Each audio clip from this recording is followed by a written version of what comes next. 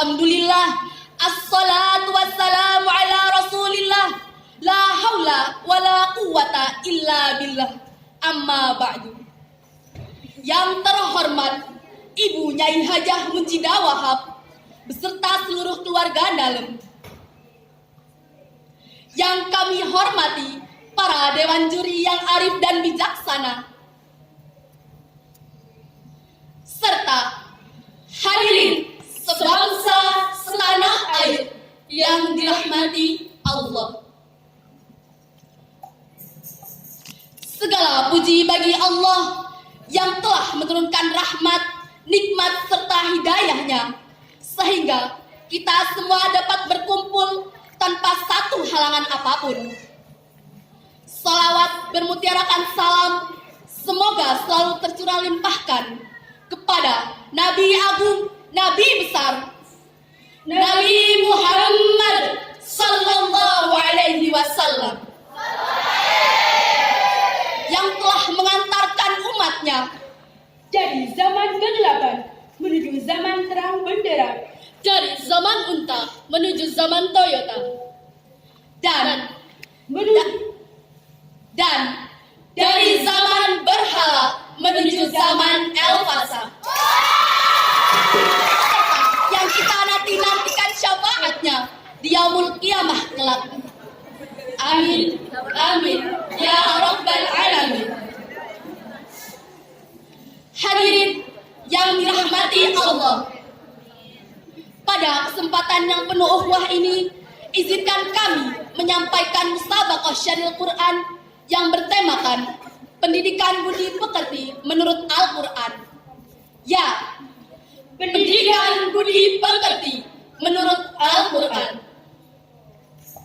Pendidikan adalah suatu proses pembentukan jati diri anak menjadi lebih baik dalam pendidikan dan keterampilan.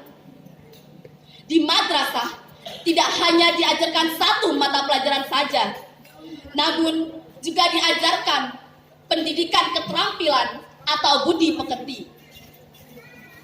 Pendidikan dimulai dari keluarga.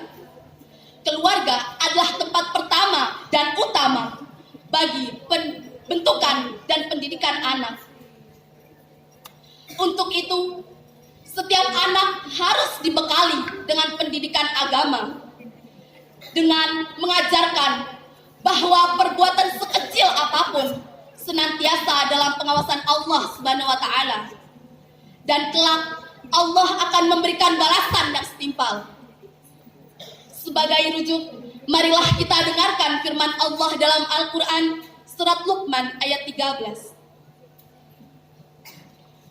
A'udzu billahi minasy syaithanir rajim. Bismillahirrahmanirrahim. وَإِذْ قَالَ لُقْمَانُ لِابْنِهِ وَهُوَ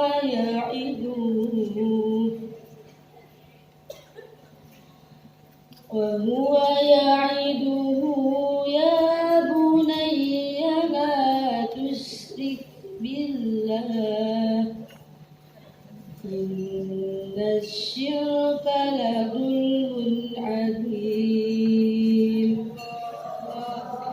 Yang artinya, dan ingatlah ketika Luqman berkata kepada anaknya, di waktu ia memberi pelajaran kepadanya, "Hei anakku, janganlah kamu menyekutukan Allah.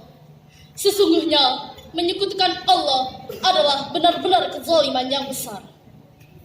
Ayat ini menerangkan tentang larangan mempersekutukan Allah, sebab mempersekutukan Allah adalah bentuk kezaliman yang besar. Kezaliman adalah menyelewengkan suatu hak dari pemiliknya, dan hak ibadah adalah milik Allah semata, tidak ada selainnya. Karena Sebuah makhluk adalah makhluknya, dan semua urusan adalah urusannya. Dalam kitab tafsir karangan Syekh Dr. Muhammad Sulaiman Al-Ashkar, Beliau adalah mudaris tafsir di Universitas Islam Madinah. Beliau menjelaskan bahwa Luqman mengatakan kepada anak-anaknya tentang nasihat-nasihat yang mengajarkan kepada ketauhidan, adab-adab yang baik, serta larangan mempersekutukan Allah.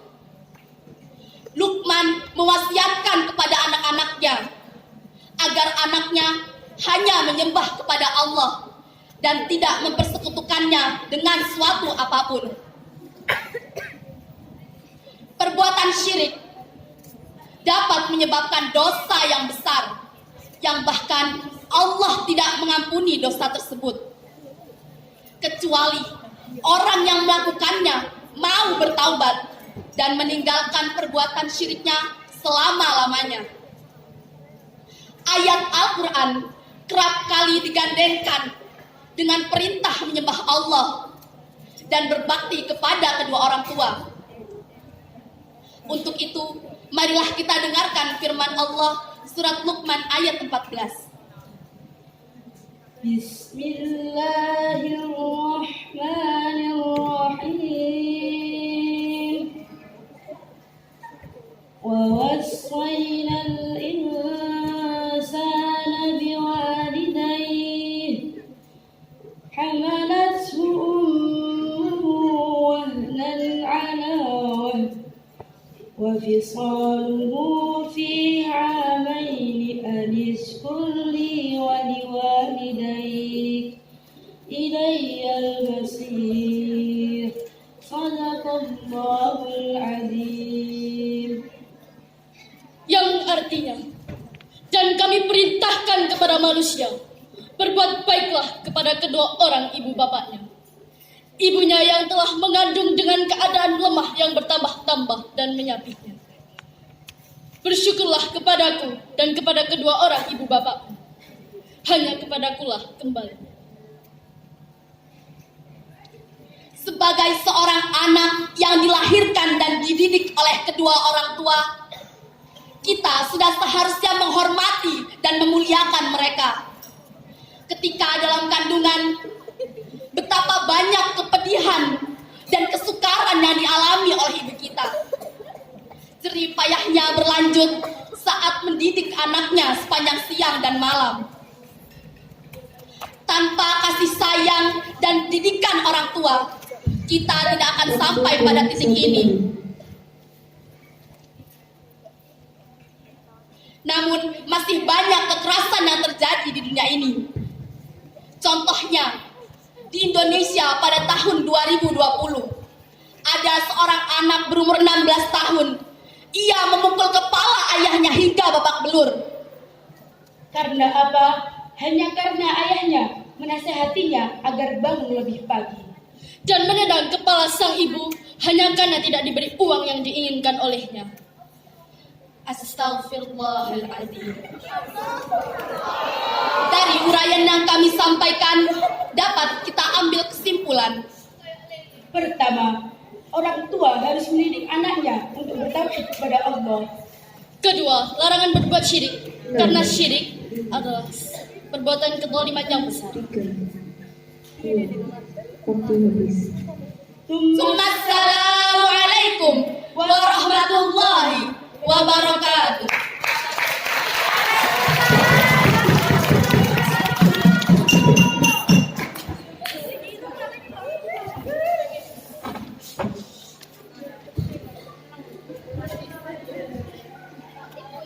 Selanjutnya, mari kita panggil nomor urut ketiga dari delegasi Oskaba.